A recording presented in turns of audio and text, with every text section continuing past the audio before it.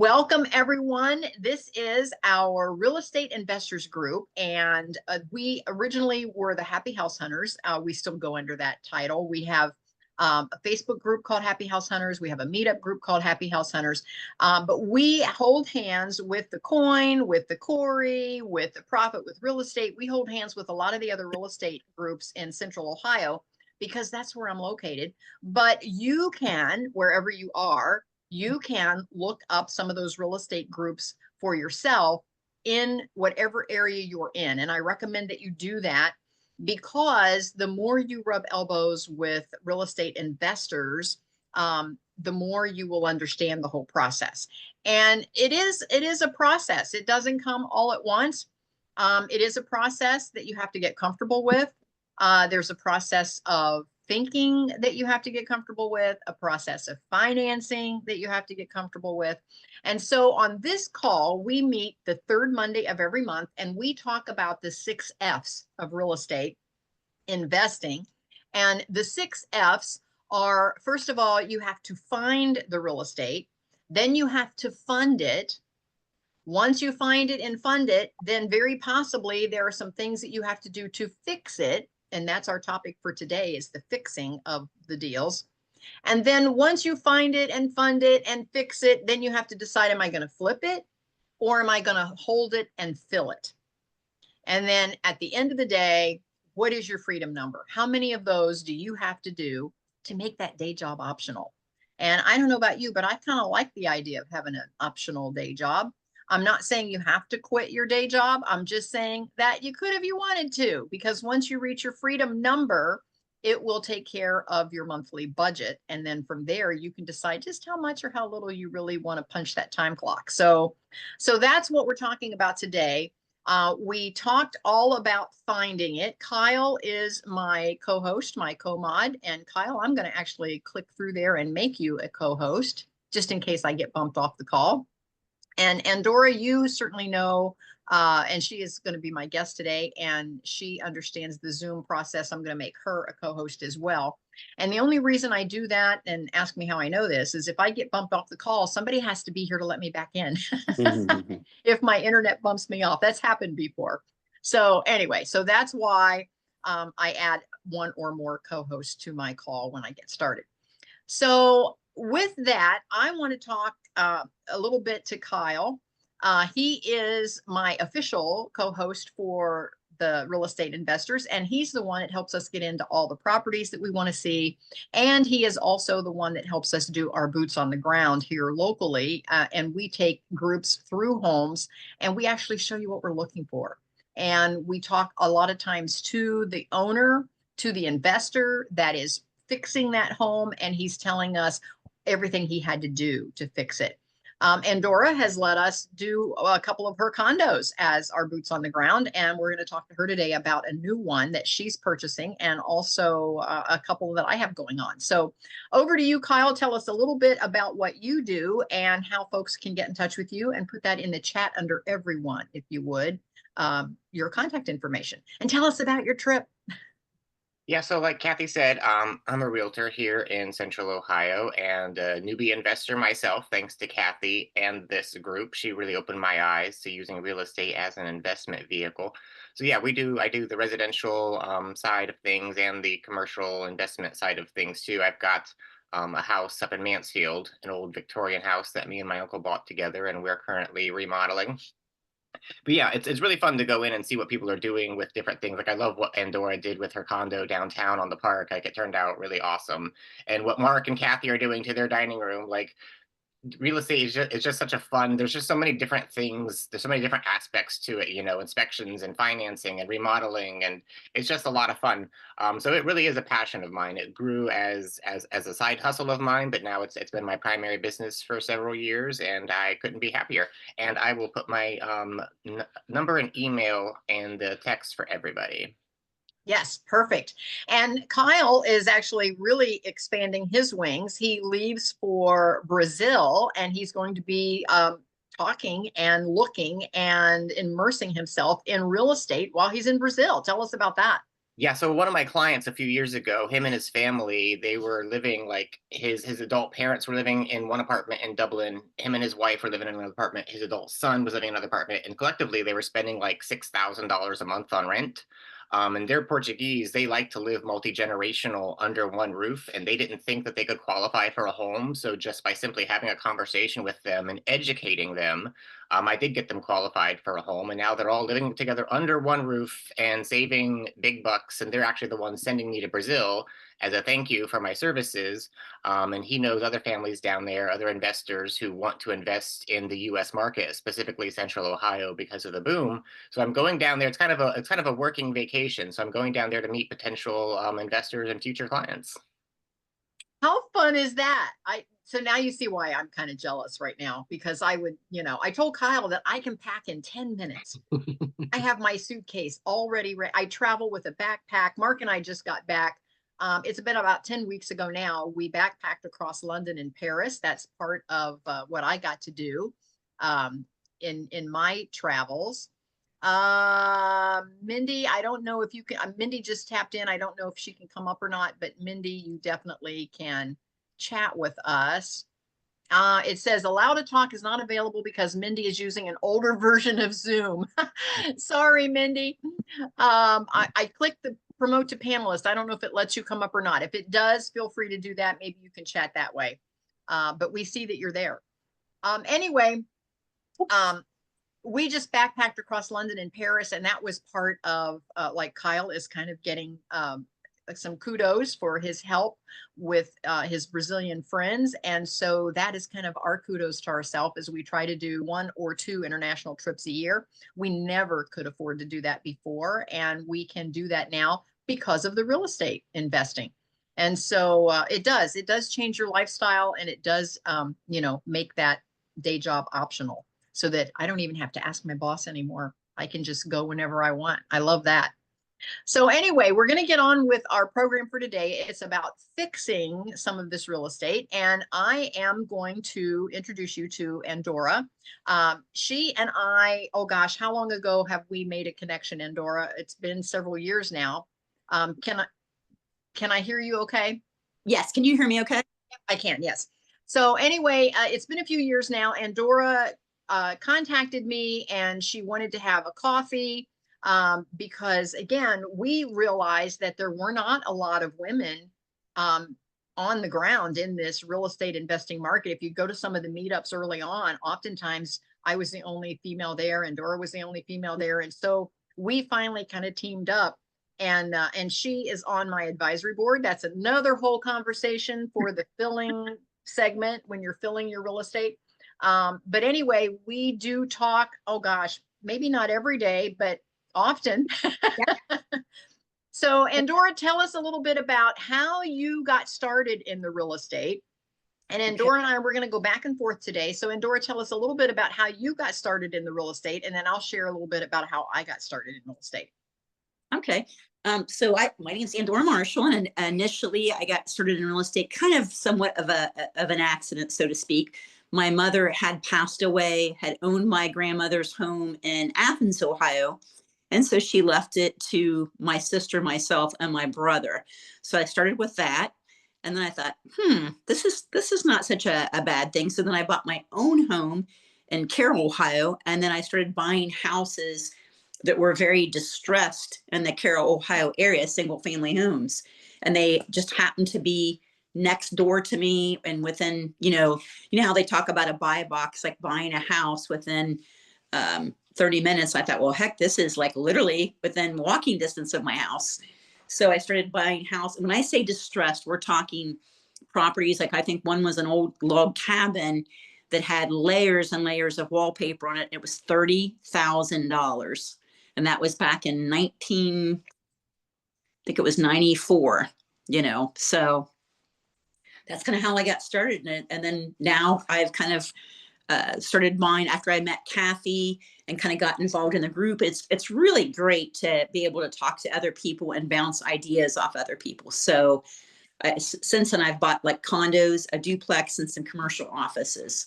And I'm finding out what I really like. But I said, all of these properties have needed some sort of work. So Back to you, Kathy.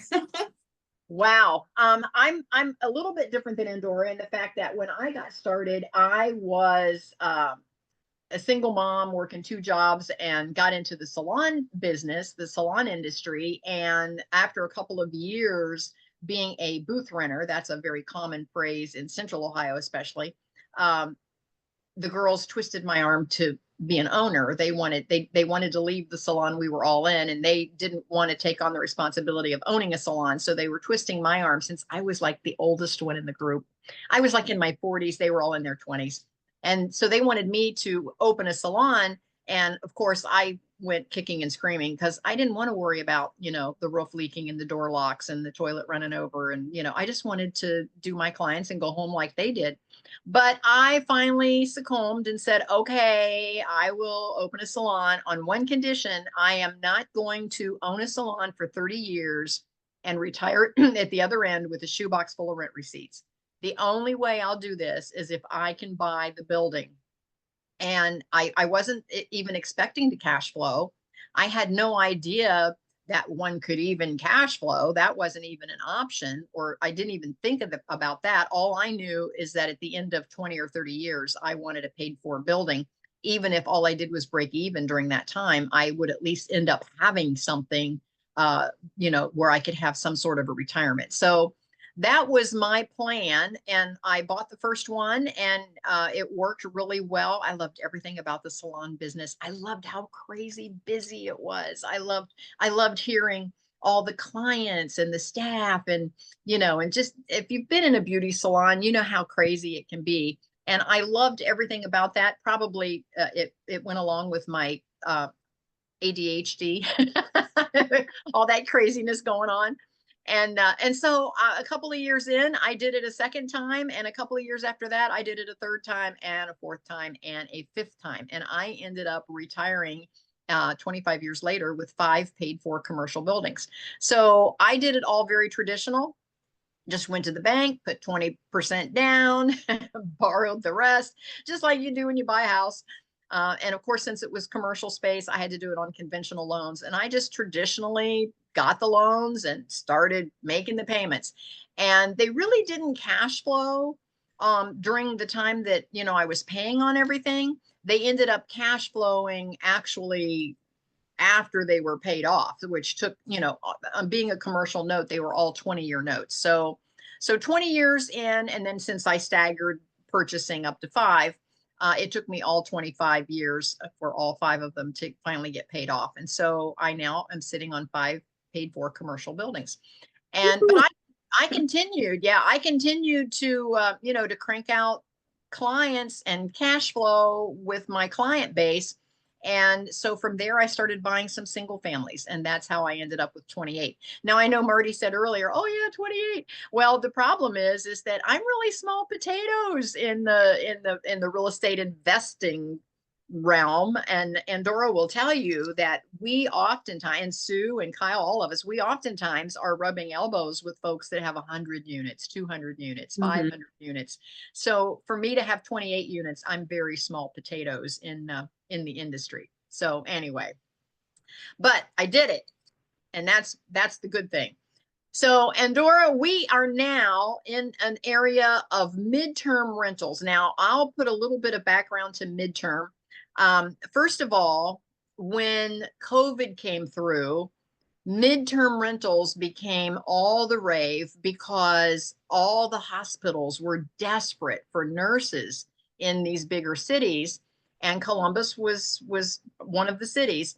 They were desperate for nurses because they had so many patients coming in, and they were working so many hours. And it was, I don't know if you all remember the television coverage at the time, New York City, there were people lined up around the block. I mean, it was crazy.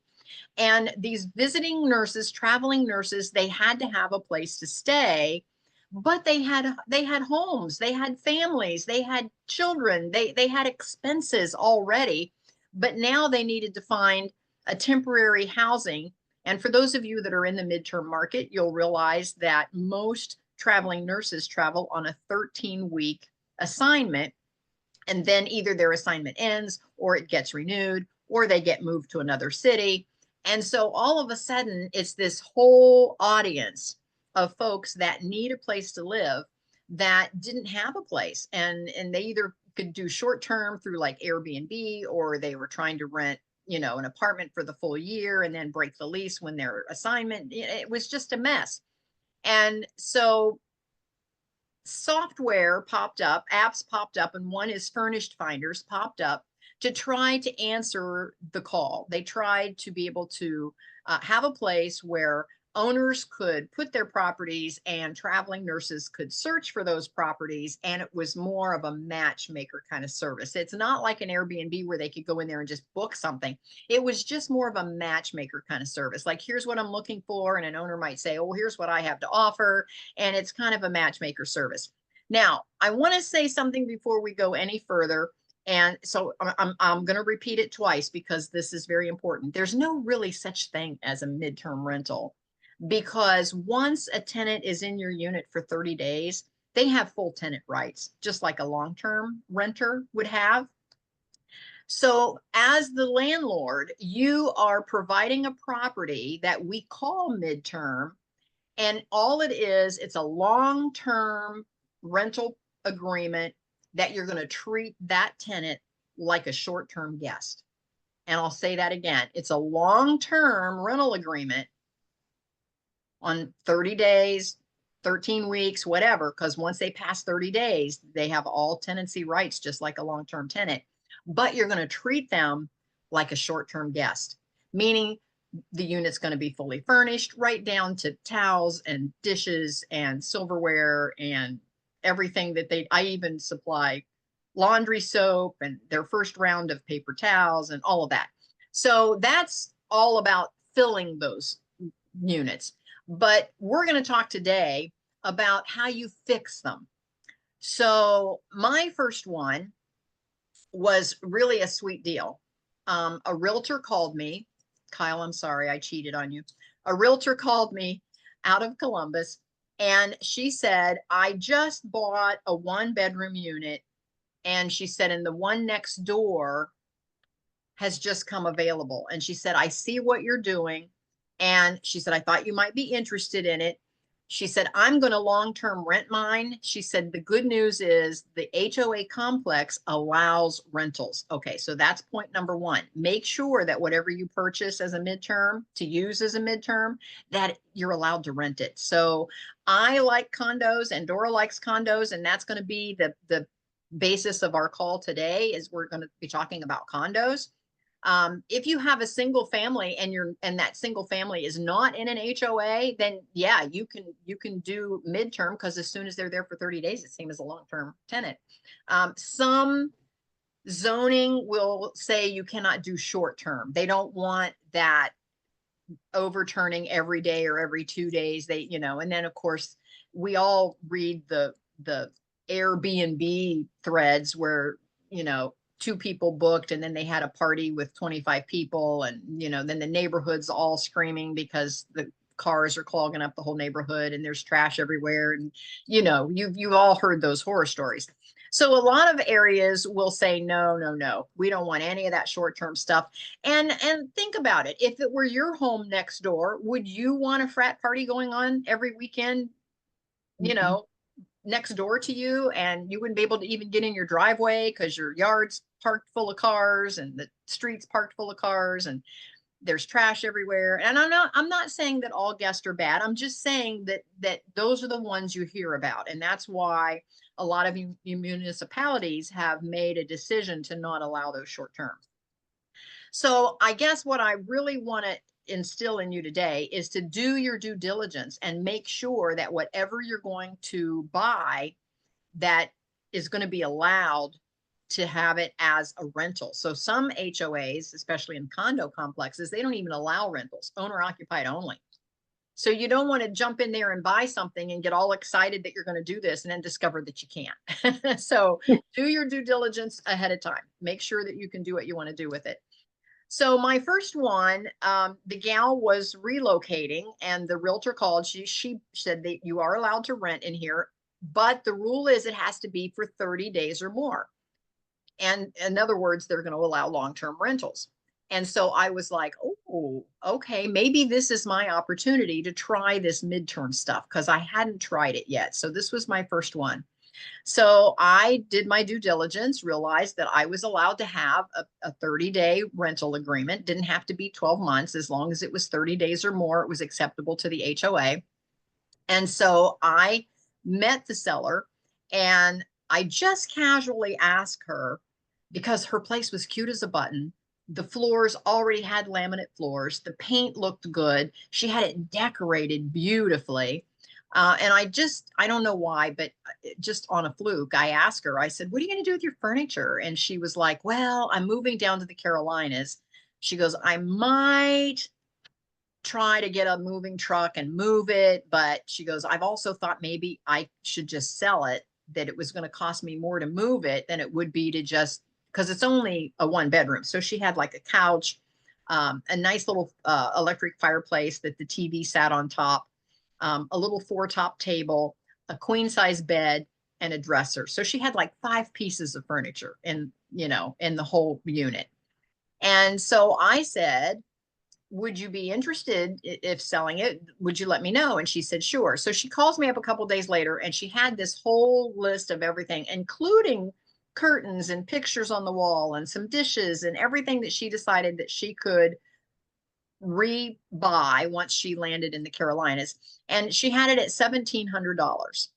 Well, we all know you can't even buy, a whole bed set for $1,700, let alone a whole 1-bedroom unit full of furniture. And her couch was leather, a big leather sectional with coffee table and end tables and lamps and, the whole 9 yards. So I, on a, me, Andora, me, on a fluke, I said, would you take 1,500 cash for it? And she goes, yeah. So in the same time, I had listed it on Furnish Finder, and the first nurse that contacted me, I had it listed for 1,500. Now that unit would normally rent for about 7 at the time when I bought it, 700 a month for a long-term rental without paying utilities. I mean, just as the landlord and somebody renting it to live in it long-term would be about $700 a month. And so what I did is I basically doubled. I think I had it at 750 and I just doubled it to 15. I put it on Furnish Finders, the nurse, and said it was fully furnished, And so this nurse came and she says, well, can I see it? I've been scammed a couple of times. And I said, oh, absolutely. So I met her there and she took one step inside the unit and she said, I'll take it, because she saw how clean it was and it was all decorated and the furniture was all in place. And she handed me an envelope from her bank with $1,500 in it to pay cash for her first month's rent. And I literally took the cash in her envelope out of her hand and handed it to the seller to pay for the furniture. And so that was my first experience on having a midterm. Of course, she gave me a 5-star review. She said I was very easy to work with, blah, blah, blah, which is very helpful on Furnish Finders, by the way. And so from there, I have had a waiting list for that unit ever since. And so it's just now starting to come empty again. The little guy that's in there now is being transferred on his assignment. And so I just now put it back out on Furnish Finders, and I've already had like 4 inquiries just this morning on it. So it won't last long. And to be fair, I didn't have to fix that one. Now, in between these tenants, I've now had it, oh gosh, Andora, maybe 3 years. I might have had it now for about 3 years, maybe 4 years, because it was during the pandemic that I got it. So how long ago has that been? I think we're in year 5 now. Yeah, I think so. So anyway, I've had it filled. I haven't had it empty more than a day or two in between tenants, just long enough for me to go in to make sure everything's okay. And all I've had to do so far is just cleaning. I haven't had to fix anything. We had to change batteries in the door locks a couple of times, make sure the batteries and the smoke detectors are updated, but I haven't had to do anything. It was a good quality laminate floor. And so everything seems to be working very well. And I did have to have a maintenance call on the heater.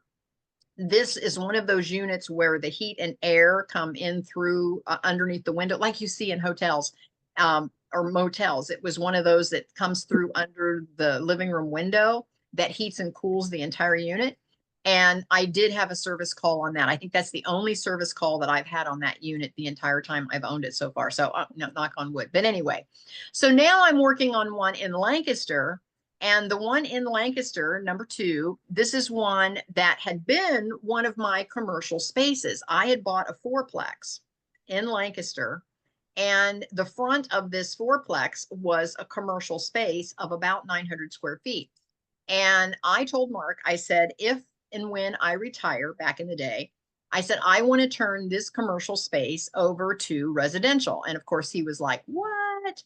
And so I walked him through it and told him, I said, I want to put a shower tub kit here. I want to put a door here. I want to make this a closet where the petty chair was of the salon. I want to turn that into the laundry room and have a hookup for washer and dryer.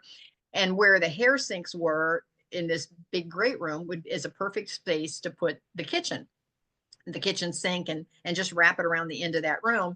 And it turned out beautifully. It's been rented as residential space ever since 2017 is when I retired. So it's been commercial turned residential ever since then. And so just now, when the tenant moved out this time, and again, this fella got transferred on his job. And when he moved out this time, I said, okay, I want to make this one a midterm, because it kind of looks like a commercial front for those that are familiar with Lancaster. And if you've seen it, you almost look at it and go, what? That's an apartment. It almost looks like a commercial front. And so I'm turning that one into a midterm. And again, I've got 3 folks that are interested in looking at it this week. And so I don't think I'll have any trouble getting that. Now, I did have to go in because the guy that was leaving, he scratched the stove a little bit. So as far as a fix, I just picked up some appliance paint. You can buy it in little tiny tubes, like little tiny bottles, almost like an oversized nail polish bottle. And so I touched that up, and I have like a laundromat in my house. For those of you that know me, know that I run a guest house in my home, and Mark is always up to something that he can fix. And so he discovered on eBay that he could pick up these used washer and dryers, these big front load, high end, that people are, for whatever reason, getting new ones. These work. And so he has found me 3 matching sets. I now have an official laundromat in my house, but I can flip all my guest rooms at one time. Literally, I can, because one whole bed set, because I wash everything, even down to the mattress pad. So one whole set can go in a washer, and I can actually do all 3 rooms at the same time now because of the volume of washers and dryers that I have. But what that left me with was a bunch of top loaders in my basement that I no longer needed. And so Mark's like, don't buy any washing machines for that midterm. You're turning it into a midterm. He said, we'll take one of those top loaders down there. I said, okay. So just yesterday, he installed washer and dryer into that unit that I'm now turning into a midterm. So it now has its own washer and dryer, and we have tons of furniture.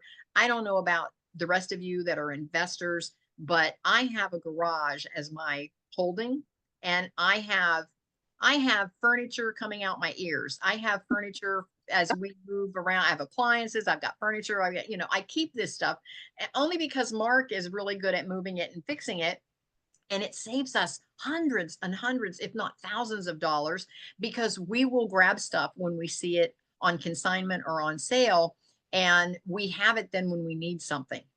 And Andora was laughing at me one day, and Andora, you might remember this. Something will come up on Facebook in one of our groups, and they said, this realtor said, oh, I've got a house. It's going to be realtor owned. It's on the north side of Columbus. I'm tearing all the kitchen cabinets out. I'm tearing everything out, and whoever wants to come and get it can have it. I immediately called Mark. And I said, Mark. And then Andora was like, oh, of course you did. And I called Mark and said, oh, you got to go get this. He and my grandson jumped in his truck. They ran to the north side. They got refrigerator, stove, dishwasher, an entire huge, this is one of those big houses, probably went back on the market for twice what she paid for it when she got done with it. But and it's all that Lowe's high-end grade, but still Lowe's cabinetry that's that golden yellow, whatever walnut that nobody wants anymore. So Mark has airplanes. He has hangars for his airplanes that have some room along the sides. And so now he's got the best cabinets in his hangar that any other pilot has. But the point is that now when we buy a house that needs a new kitchen, we don't have to go out and pay top dollar for cabinets. He's got cabinets that somebody was going to throw away.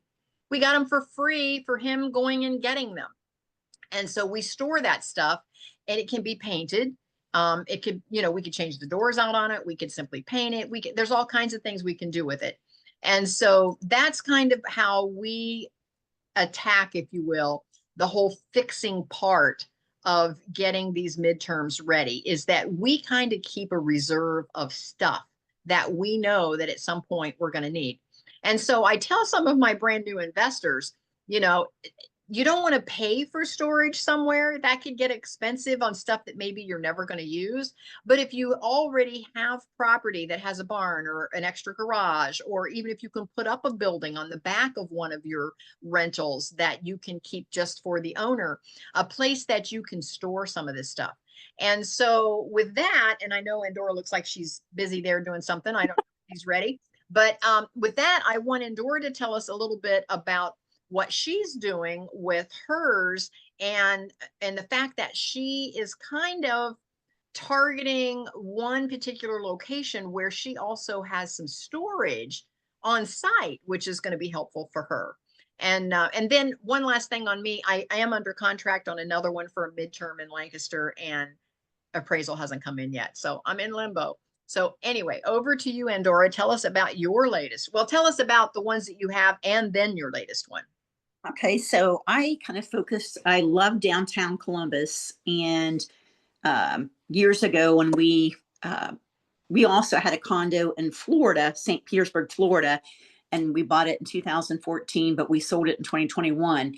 At the time, I didn't realize what we were doing was called midterm, because our condo complex wouldn't allow us to rent out any, the shortest amount of time was 30 days. However, you could rent 1 week, but that meant you forfeited the other 3 weeks rather. So I thought, wow, this condo thing, I can live in a different state and I can manage our short-term rental, which really wasn't a short-term rental, by the way, but that's what they called it. And this is 2014. So I thought I can kind of go ahead and rent this, and I don't have to worry about the outside, about someone cutting the grass, and so I had some friends that already lived in the complex, and they had a condo down there. So they already had great contacts for heating, cooling, painter, all these things, which is really important. One of the main primary things today is if you don't know how to fix something, that you start building a list of all your contractors, for heating and cooling, plumbing, electrical. Those are no brainer that you have to have. So, because you should probably be licensed in these different areas, right? If you're going to have somebody else do the work, unless you're significant other or friend or somebody that knows how to do that. But long story short, so you're going to do that. So we bought the condo in Florida, and I was able to self-manage living in Columbus, Ohio. And so that's when I thought, this condo thing is a great thing because I don't have to worry about the outside. So with that said, and then in 2018, we bought a condo downtown Columbus, and everybody was like, oh my gosh, that place, it was kind of being gentrified, so to speak. It was still kind of in an area that wasn't great, but I could see the vision. So that's another thing too, is when you see these places, and I know Kyle's going to agree with this, it's location, location, location. And what I loved about this is it was downtown, it's across the street rather, from Franklin Park Conservatory. I also researched the area, and I saw that they were getting ready to put something in called East Market. Yes. For those of you who are from Columbus, Ohio, there's a place called North Market. Is there many Columbus, Ohio people on here? Okay. Yeah, several. Okay. So if you're familiar with North Market, it's this really cool place where you can go in and you can, it literally just is what it says. Like, you can buy your meat there, you can buy coffee there. and it's a hodgepodge of like Mexican food, Italian food, just anything.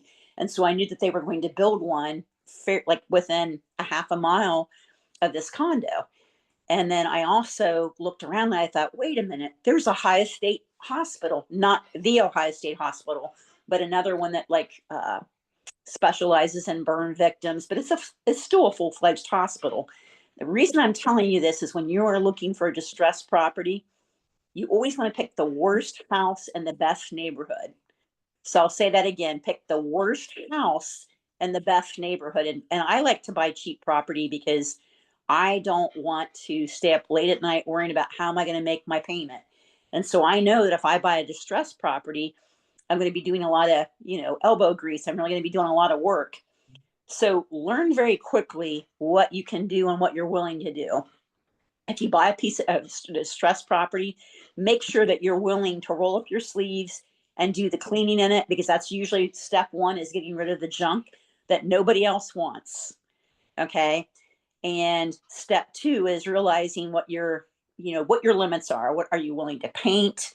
Are you willing, coming up with a design? All of these things are huge when you're doing this. And when you're first starting out, like who has $200,000-$300,000 of cash just to buy that first property, right? So some of the first properties that I bought were the one in 2018 happened to be 75,000. And even in 2018, it was unheard of, and I think Kyle will agree with this, and Kathy, to find a condo downtown Columbus with free parking across from a park for 75,000. Now, mind you, this one wasn't a distressed property, but people didn't really care for the neighborhood. It used to be the place back in the day, and not the place. So my husband even's like, "Are you sure you want to get this? I don't know about this." I remember going past that place, when I was working downtown Columbus on the bus, and I remember thinking, "Oh, this seems like a dangerous area." And it wasn't in 2018, but that was in his mind. So also think about those areas and research when you're looking for properties that are kind of up and coming areas, right? So that was one thing. So then the other thing is, for those of you who know my husband, Tom, he does not even like to put a hammer. That man won't even put a hammer in his hand. Okay. He is not handy. So we knew that whatever we did, we would have to do the majority of work, or they have hired out the majority of work. And then I knew I'd be probably doing the cleaning and stuff, because it's just not, this whole real estate is not his jam. He is not into it. So you have to know that. So a condo, the reason I love condos is because you don't have all that outside work to take care of. You don't have to worry about the roof. You don't. And in my case, for this particular condo, they do have high condo fees. However, in my condo fee, it includes all the unlimited gas, water, electricity, trash. It includes a gym. I will never have to worry about taking care of the furnace, because there isn't a furnace. They take care of everything. I will never have to worry about a hot water tank. I will never have to worry about an AC unit. It's all wrapped up into this price. But the cautious thing about buying a condo when you are fixing it, mine's in a high rise, and so that it's a whole different ball game than anything I've ever done up until 2018. But with that said, I was able to, I thought, okay, for a condo, all I have to do is like paint walls and, do new flooring, things of that nature, which is fairly easy to find someone to kind of do those tasks. But what you will find out is when you buy these distressed properties is, like I said, the number one thing is if you're not handy and your significant other isn't handy, wouldn't you agree, Kathy, finding good, reliable contractors? Yes, absolutely. That's always been the struggle. And so I kind of build that in when I'm purchasing something, is that if I'm going to end up holding it a little longer before I get it rented, I have to make sure that the numbers work and that it doesn't financially strap me. Because the worst feeling, and Andora and I, we are both cut from the same cloth when it comes to this. We started out with nothing. Both of us started out with nothing. And so when you get into some of these properties, if you don't have a little bit of reserve, the worst feeling in the world is to be financially strapped. That is the worst feeling in the world. And so that, or bad health diagnosis. Those two things, I think, can affect your psyche more than anything else that could happen. So do not get yourself so strapped that you can't sit on a property for a couple of months in case you are struggling finding that contractor. So I totally agree with that. And when I first started buying houses, I was 23, and I'd mentioned the one that I inherited, I was 22, but that was a single family home in Athens. So that was like a 45-minute drive. That's another thing when you're looking for properties to fix and flip. Figure out, really think about this. How far do I want to drive to work on this property? And even if you yourself aren't working on it, you know, and I both know that you have to follow up with those contractors. Now, I'm a little OCD. Kathy's much more laid back than I am on this. But it depends also of how you're paying your contractor. But for me, I like to go at least several times a week when I'm working on a property and getting it fixed. Some contractors you're paying by the hour. I highly recommend not doing that unless you know the person and you believe I still work my full-time job. The other thing I like to do is I like to bid out a job. And I'll give an example. If I'm going to put a new sink in, I want to know, how much are you going to charge me? You know, I like to pick up my own materials because that way I can keep track of what I pay for. There's no markup. And I usually will bring it to wherever that job site is. Sometimes, obviously, you can't always do that, but you can get like Lowe's and Home Depot and Menards. They actually have a truck that you guys can rent out for $19.99. And then you have to, you know, they'll let you do that, but it's kind of first come, first serve.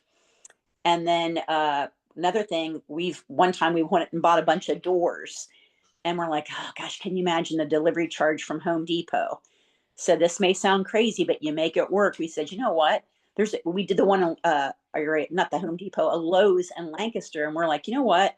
There's a U-Haul, like literally close by. Let's go ahead. Across the street. Yeah. Yes. I mean, so you make it work. So just remember that don't let any limiting thoughts or obstacles. There's always a solution to every problem. There is. It may not seem like it. And here's the great thing, you guys.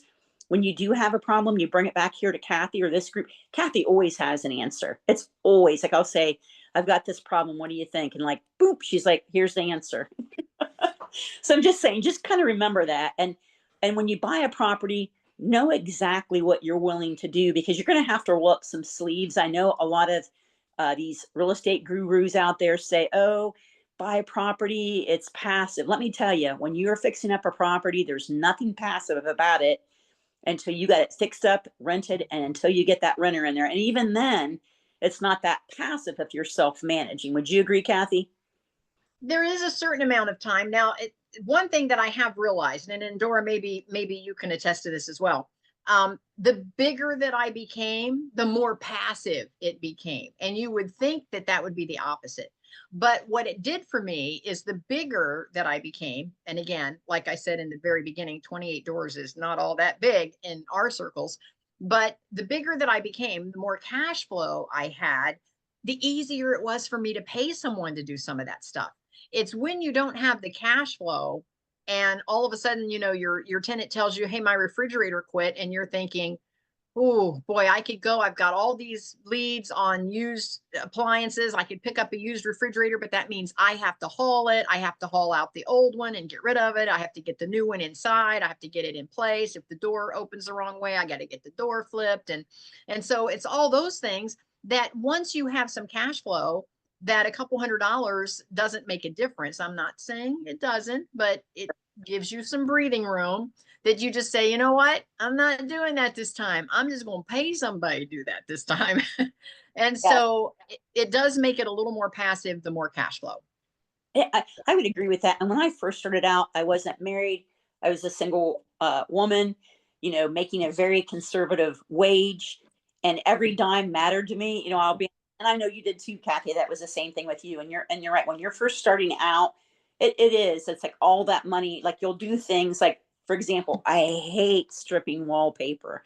And I don't know what in the world. So when I bought the houses in Carroll, at one time I had 5 houses in Carroll, single family homes. Now I only have 4 there. But all of them they were built like in the mid 1800s. They had layers of wallpaper. I'm like, oh my God. But didn't want to put drywall on some of them. I'm like, oh no, let's salvage these walls. It'll be so much cheaper, and labor and materials. And I mean, now I'm at the point where I'm like, let's just throw up some drywall. You do get kind of to that point, because I hate wallpaper for that reason. And especially the older wallpaper that doesn't have the sizing, that when you're peeling it off, it just takes hours and hours. So those are some things, but kind of know exactly what you're willing to do. And I feel like when you're getting into this, definitely tear out doesn't really require much skill unless you're tearing out plumbing. Obviously that has to be, or if you're tearing out some type of electrical, you have to have that. But I'm just saying, be willing. I think when you first buy that property and you're trying to look for costs, try to do as much on your own, like the clean outs and the painting and different things. Try to be handy. And there's so many good YouTube videos out there now, learn how to do things. So when you say, Kathy, that you've did a lot of your own painting in the past. Absolutely. Absolutely. I still do a lot of my own painting, only because that's one of the fastest areas that you can cut your budget.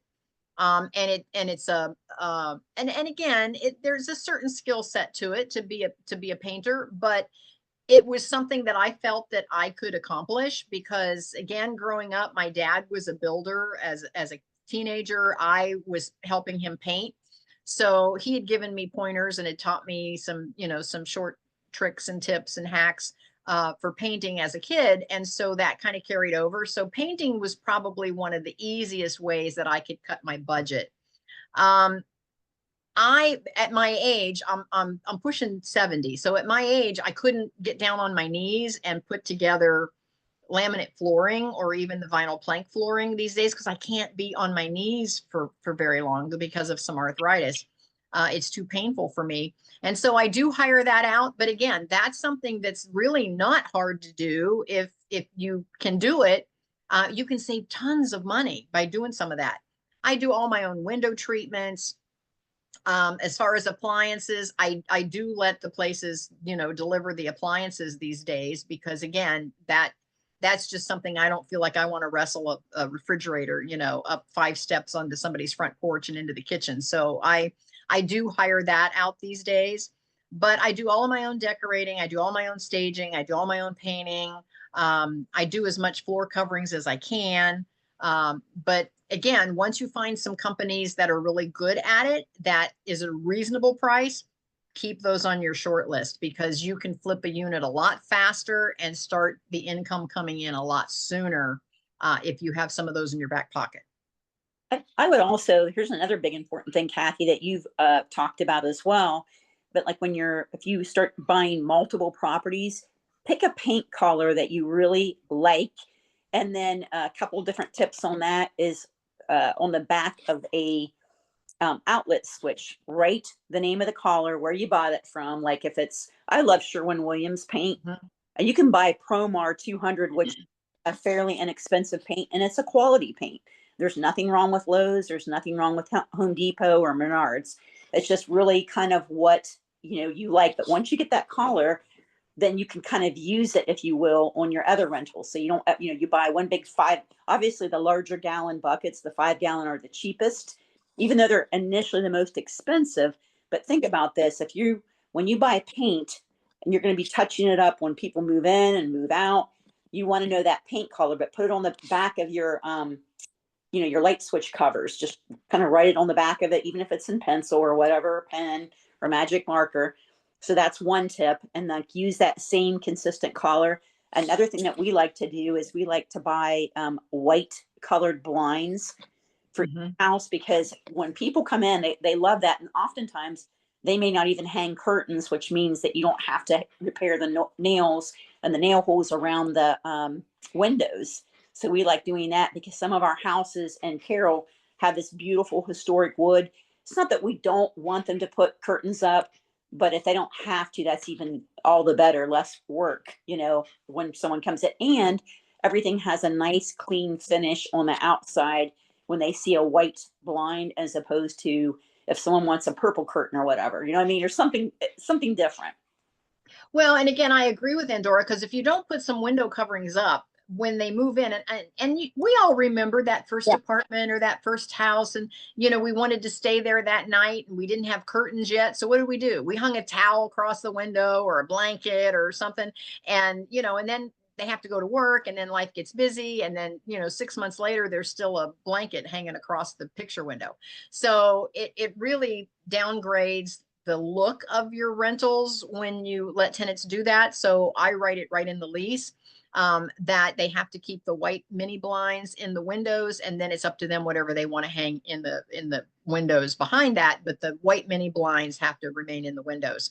And personally, and I don't know, Andora, if you agree with this or not, but personally, I just do the really inexpensive little mini blinds, the $6 a blind or something, because oftentimes you do have to replace those when or a few of those when the tenant moves out. So I just buy the cheapest blinds, Yep. but it makes the whole house really look finished.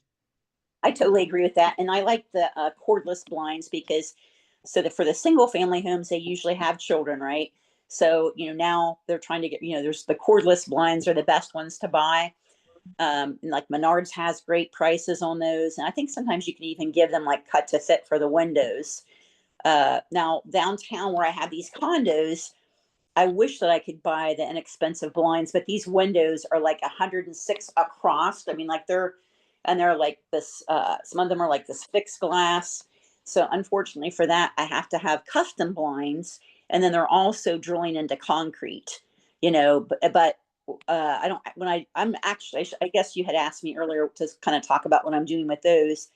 What I'm doing with those, I'm doing midterm rentals. So I go in and I kind of been doing like basic collars and things of that nature. But I'll tell you, I've seen Mindy's on here, and Mindy helps me quite a bit. Like she does cleaning and so forth. Because again, I think Kathy would agree. There's nothing passive about a midterm, unless they're in there for 30 days or great. Because you are, just remember this, you're still in two different areas of business. You're in the hospitality business, right? Just like a hotel, you're still, when they have questions or anything like that, you kind of pretty much have to be available for that. And then there's also the part where you're the landlord and you're maintaining that property.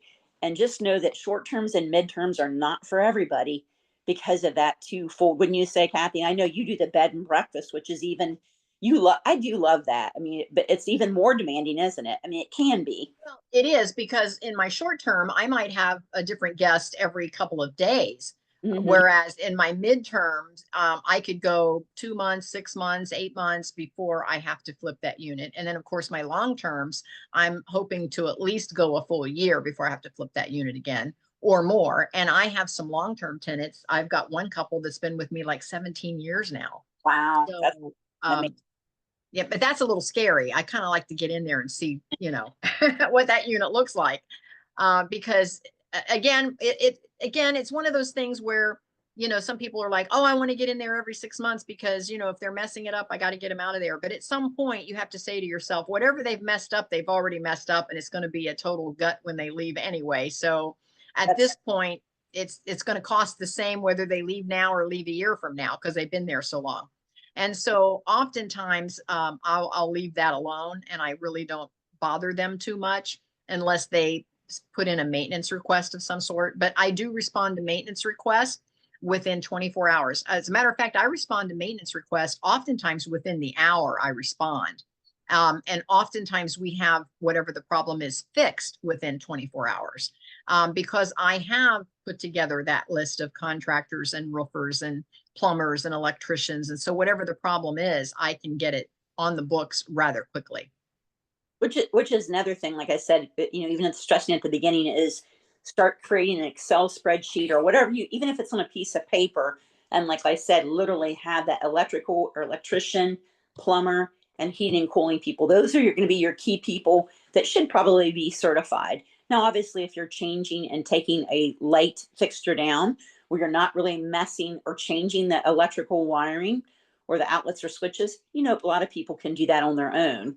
However, if you're doing something more extensive where you're running actual electrical wiring, you definitely need a professional, because you're running that home and you're, could potentially be putting someone else in danger if the wiring's not correct.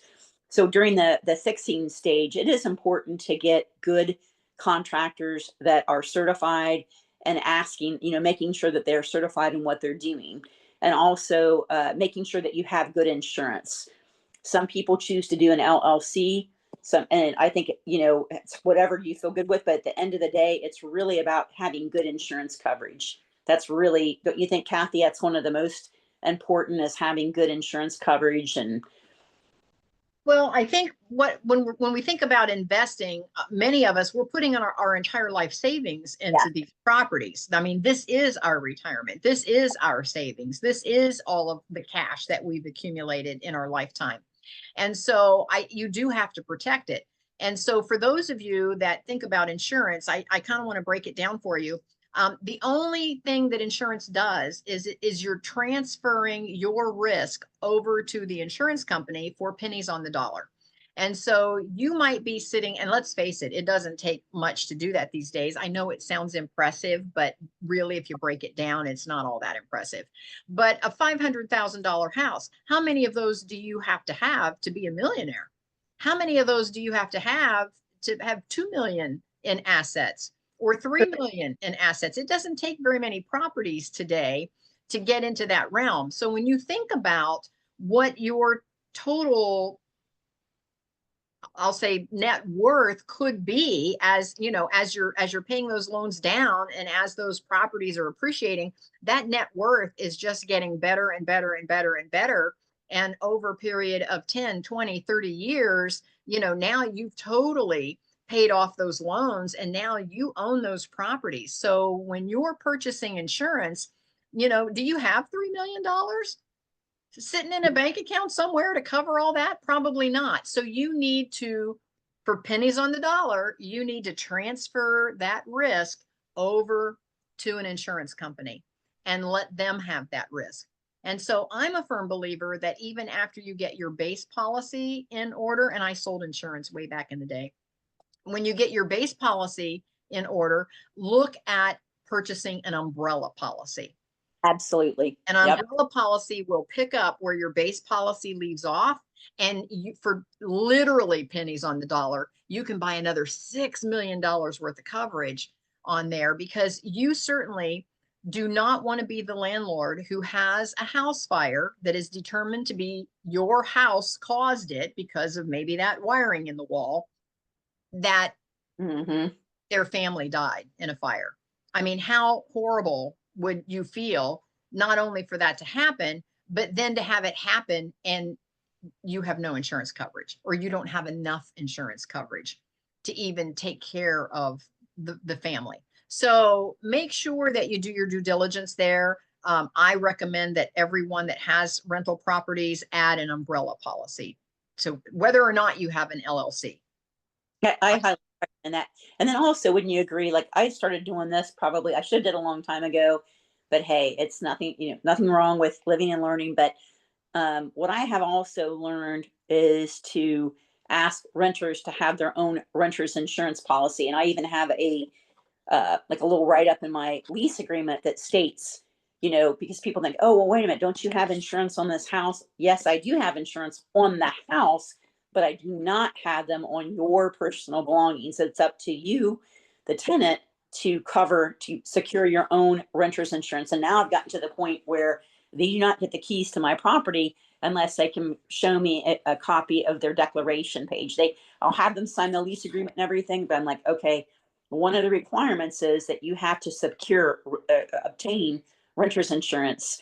And so before I'm going to give you the keys, I need you to send over a copy, whether you email it, or give me a hard copy of it. I won't give you the keys until that, because you'd be surprised some of the things that can happen. And I'm just going to kind of give you an example real quick, is that I have another thing I don't allow is like trampolines at any of the properties.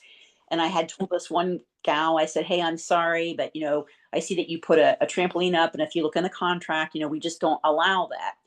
And she's like, oh, I understand. Less than a week later, she had moved the trampoline to someplace in Lancaster, and her uncle, who was like in his 50s, was jumping around and trying to do flips. He broke his back on the trampoline.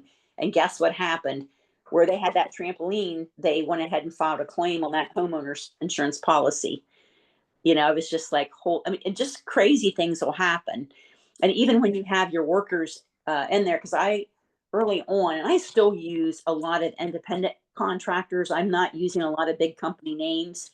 The big company names I will use for the heating and cooling, sometimes plumbing, and sometimes electrical. But if someone's a certified and they're doing work on the side, I do it. But the heating and cooling, I don't mess around with that. But I guess my point is that if a contractor that's an independent contractor gets hurt on your property, they can and they most likely will file a claim, just so you know. Mhm. So, and I see so Marty said something on here. Can you see what she said, Kathy? Something about, I can't read it because I'm on my cell phone and it kind of went away. Well, she lived in Columbus from 2001 to 2003. Yeah. Beverly says they're revitalizing a lot of the areas in Columbus. Marty helps homeowners and real estate investors cancel the most interest possible, from 10,000 to $1 million in savings for buying more properties. And feel free to connect with her. She does coaching. Okay. And then Sue wants to know, what is the Happy House Hunters Facebook? It's just a group on Facebook, and you can just look it up under Happy House Hunters. You'll be able to see it. It's the same as the meetup group, Happy House Hunters. It's got a yellow banner, so you'll know you're in the right spot.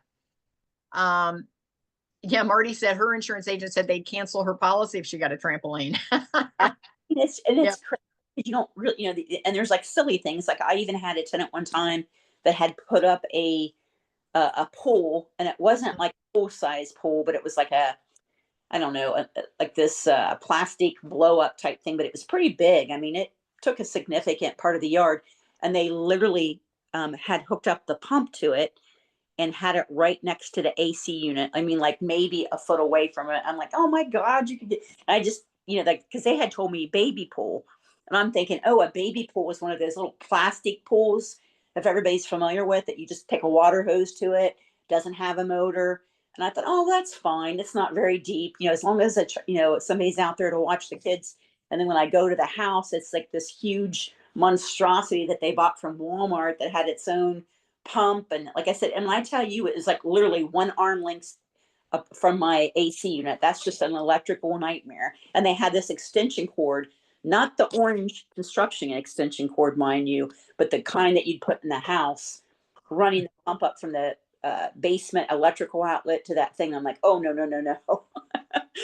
But you'll find, and some people aren't even allowing, like playground equipment on their property, because if somebody falls off, it goes against the land, that person who owns it. So I know. I get it. I get it. These are, I've got an insurance story real quick. Back in the day, I was still working in my hospitality program, because that's my actual degree program, is travel and tourism of all things.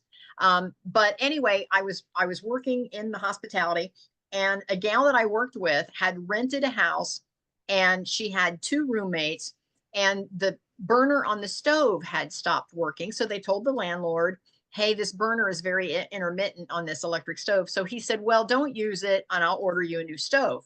And he had sent that to them in writing, not to use that burner, and that he would order them a new stove, and the new stove hadn't come in.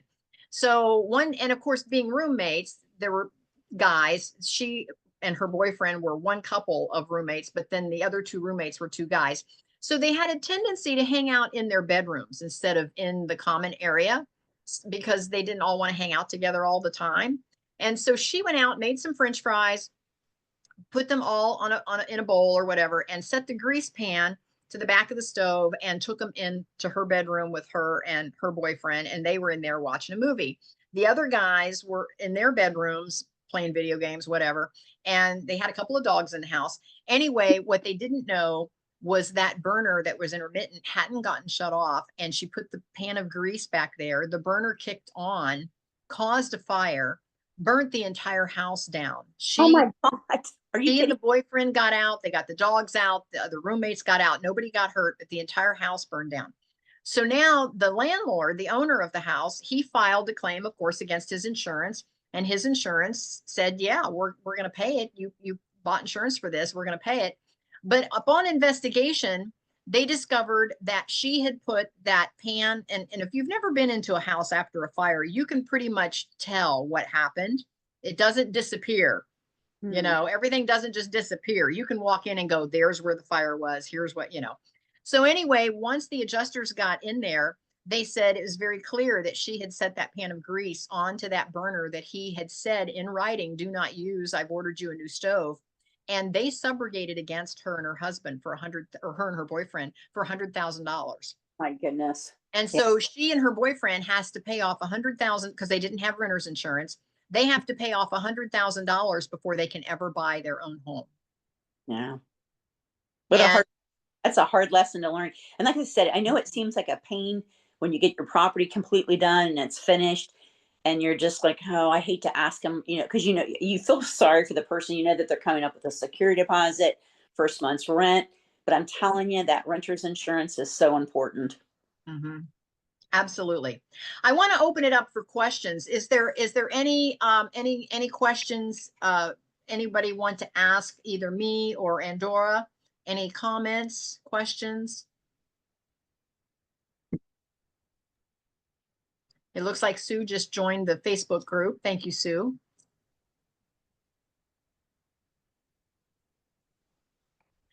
This has been a great conversation. We're about 10 minutes after. I know everybody's busy today, and I know Andora is still working her day job. So, Adrian, you have a question. Go ahead.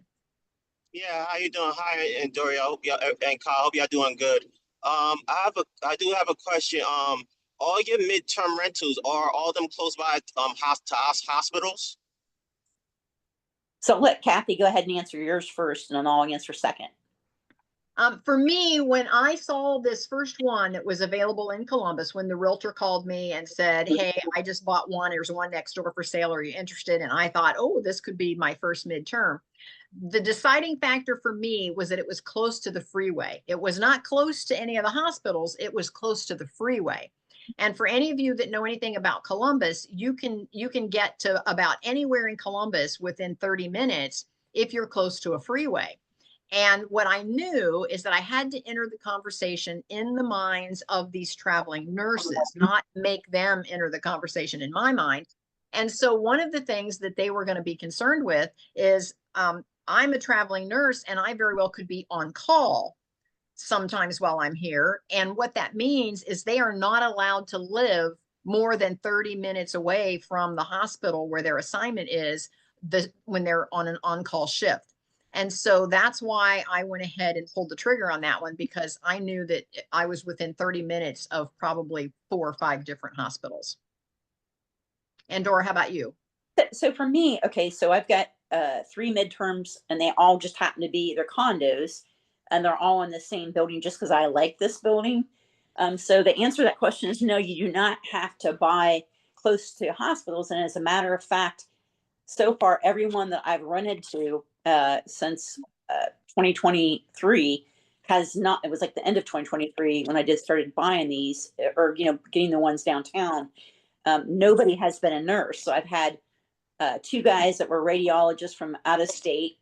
I had a high estate professor that lives in Lancaster and just didn't want to drive back and forth in the winter months. I have an older woman whose house, her condo caught fire, and so she's in the process of rebuilding it. And then I had another guy that was going through a divorce.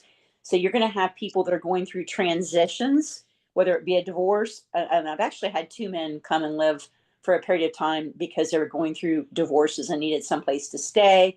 And then mine happens to be, I think the key thing, and you did say this, Kathy, is being close to the interstates. You want to be in a location that's easy accessible, and think about it from whenever you're buying property, you know, think about from a renter's perspective, whether it be a midterm or somebody that's renting there long-term or short-term. What drew me to this house? What's the qualities of this house? What would make me want to rent the house?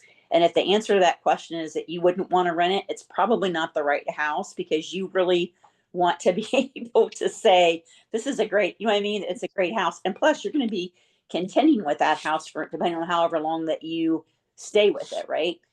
And of course there are times when we might buy a property. I haven't had this happen yet, but or you bought a property and really didn't like it, and you can always sell it. But my point is that if you're going to self-manage and maintain it and all that, you want to get it in an area that you like, and you want to get a house that you yourself wouldn't mind living in. I know a lot of people buy houses that they wouldn't live in, but I have a different mindset on it. Kathy, what's your No, mindset? I have the same mindset as you, Andora. Every time I finish a project, the way I have it painted, the way I have it cleaned up, the finishes that I have in the unit, I always ask myself, would I live here? Mm-hmm.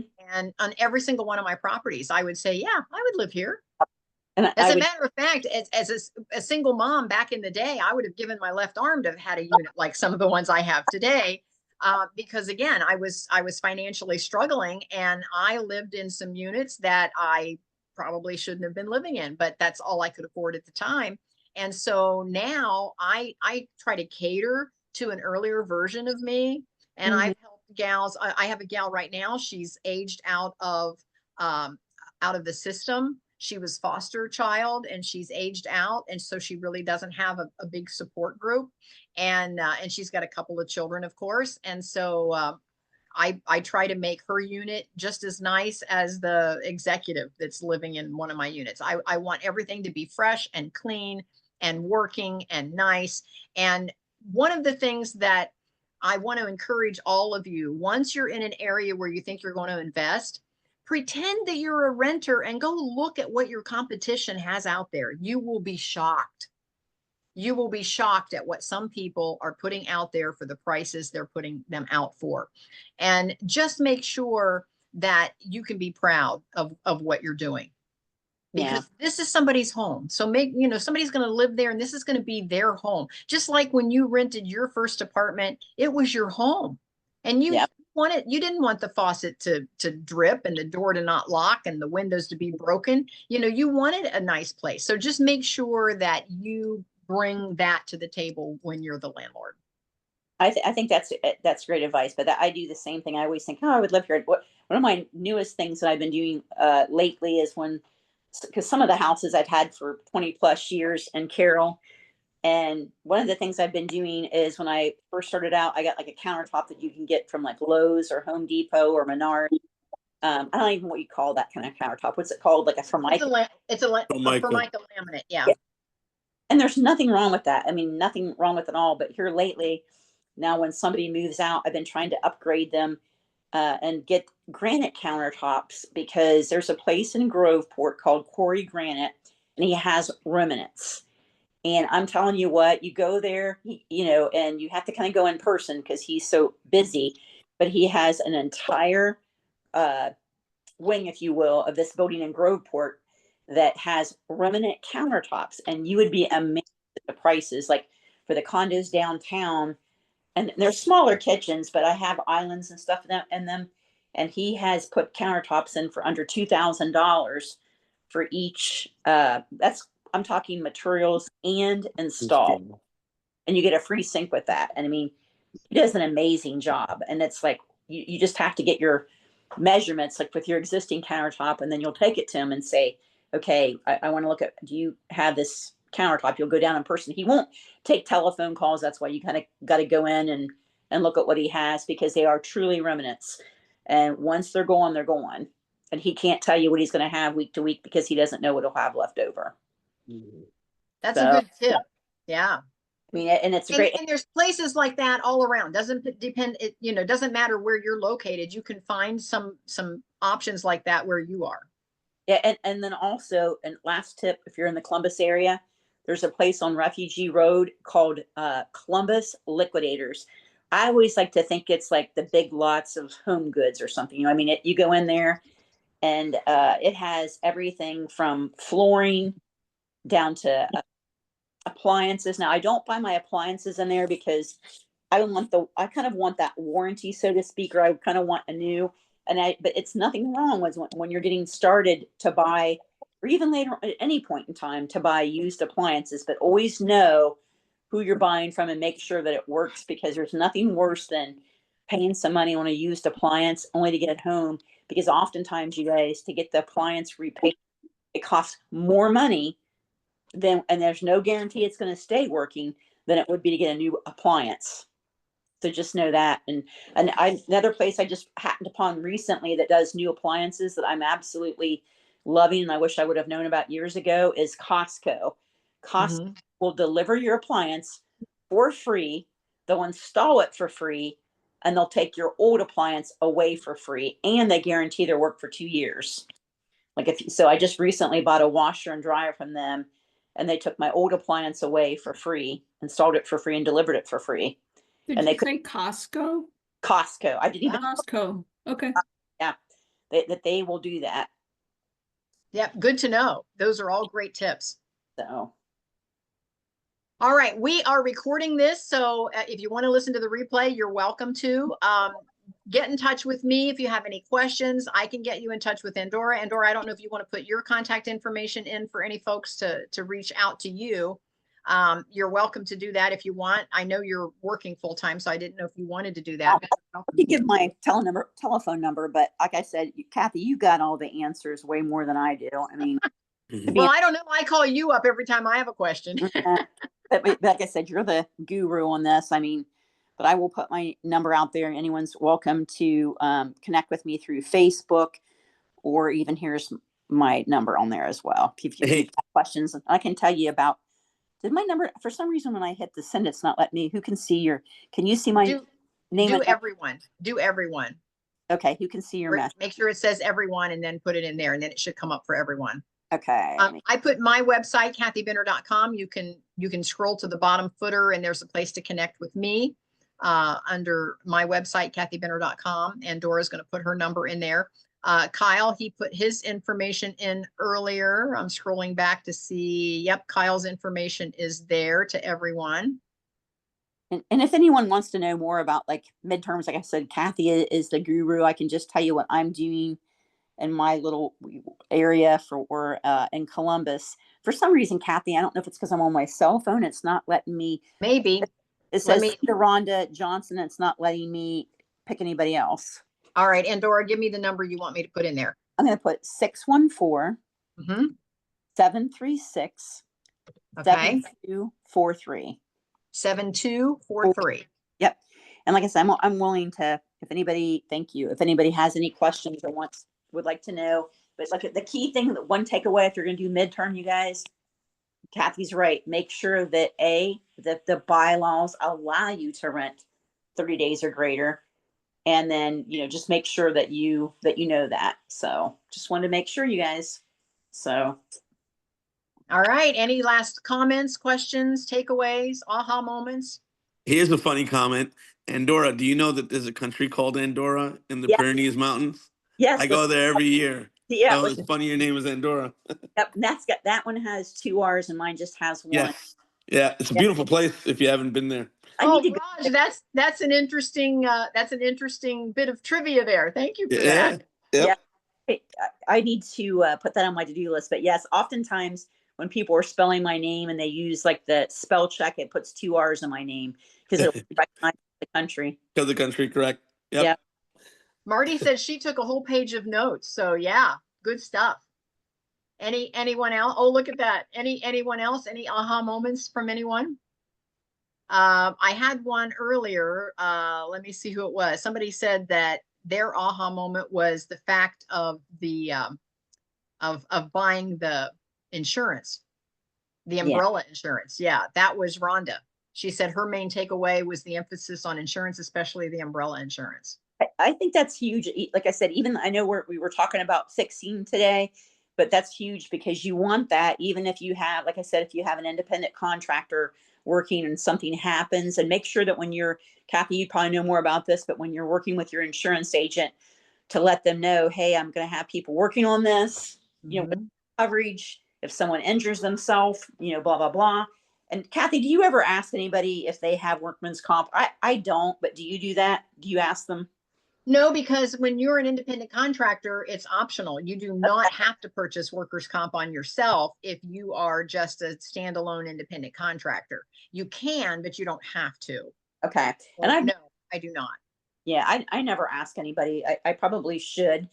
But like I said, I if I'm working on a big project, and what I consider a big project is when I'm literally gutting everything and taking it, sometimes down to the studs and removing walls and stuff. I come, and I think there's a lot of great contractors out there, but I personally like to make a couple trips to make sure, because sometimes too, they could be doing something not the way you wanted it. And it's better to catch it now before they put a wall or something up, right? Or, Oh, yeah. so that can happen as well. Well, this has been a great conversation. So stay tuned. Every third Monday at noon, we're talking real estate. And next month, we are going to be talking, let me think, we've talked about the finding it, the funding it, the fixing it. And so next month, we're going to be talking about whether you're going to flip it, or the month after that, whether you're going to fill it. So if any of you are buy and hold investors, be sure to tune in on the filling one, especially because that's where we're going to talk about the software programs that we're using and how all that works. And Andora, you are more than welcome to come back on that one. I'll be talking on that one, and Andora and I use the same software program. And Sue, do you use Inago? Okay, Sue uses the same program as well. I was going to ask you, Kathy, did you look into that REI thing that Inago's tied to, like for accounting backup? I have not. I think Tammy Tebben has, because she is an accountant by trade. And so I think she's been exploring that. I have not. I'll let you know. I'm looking into it. Okay. Okay. Perfect. Yeah, they keep adding more and more benefits to the platform because they're relatively new in this realm of property management software. And so they just keep adding more and more and more. And I don't know about you, but for those that are using Inago, they have a great maintenance reporting tool where your clients, your tenants can report any maintenance issues. And they have really blossom that out to make it more user friendly, to where you can make notes and comments and you can respond back to the tenant. And there's all kinds of things you can do inside the maintenance now that you couldn't do when they first started. So yeah, they just make it better and better every month that goes by. I would say on that note, I'm even using it for my midterm, especially if they stay longer than a month. And I just realized just recently the newest midterm that I put in, it was kind of interesting. I didn't know this even existed. He had sent a report, like a move-in report, and it said, like, he was telling me which walls had like a little bit of chip, like a paint where it may have gotten hit with a suitcase or something.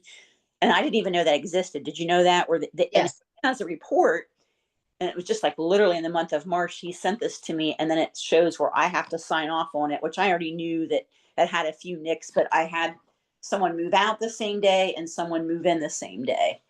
And so I didn't really have any time to do that, but they were just little tiny nicks that he's like, well, I didn't want you to think that I did this. And I said, no problem at all. We recognize that. And thank you so much and these are the types of things that you get with the midterms. Well, and sometimes with the long terms, but the good news is that in the Inago platform, which we're going to talk about in that that filling month, the good news with the Inago platform is that it keeps all of your records in one place.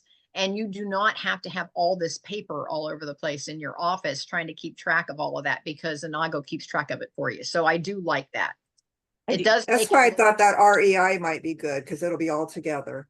Yes, it does make your life a lot more passive when you're managing a lot of buy and hold units. So, well, we're about a half an hour over today, but this has been great conversation. Andora, thank you so much for coming on. Thank you.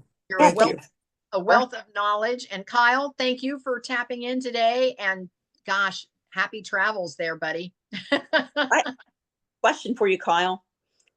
Do you got your BDDs packed, or your little, what do you call those, Speedos? You got your Speedos packed? Actually, if anyone knows me, I don't know how to travel light. I always overpack. But for this trip, I'm taking as little as possible, and I want to do as much shopping down there as I can, because the dollar is like 6 to 1. So I'm just taking a toothbrush. Bye. Well, good. Down there, Speedos are very popular. You know that, right? Yeah. So, okay. He'll be shopping. He'll be shopping. I love it. I love it. It's on my to-do list. This is my list that you can't read from there, but these are 15 places that I want to visit here in my senior years. And one of the places is I want to go to the carnival in Rio de Janeiro sometime. So that is on my list of something I want to see is the carnival. To go. We So- just missed it this year. I know. But see, now I'll have to coordinate with you, Kyle, and maybe we can take that trip. Heck yeah. I hope you have a great time, Kyle, when you get back. I hope to see a lot of pictures on Facebook, right? Or Yep. Instagram, either one, wherever we find you. That's right. I keep forgetting I'm old school, so I'm Facebook. He's probably Instagram, right? Well, I'm trying to phase out from having too many different social medias. So All right, folks, with that, we're going to say goodbye until next time. So thank you for being with us today, and we will see you again. Thank you. Take care, everyone. Bye, See ya. everyone. Bye-bye. Bye.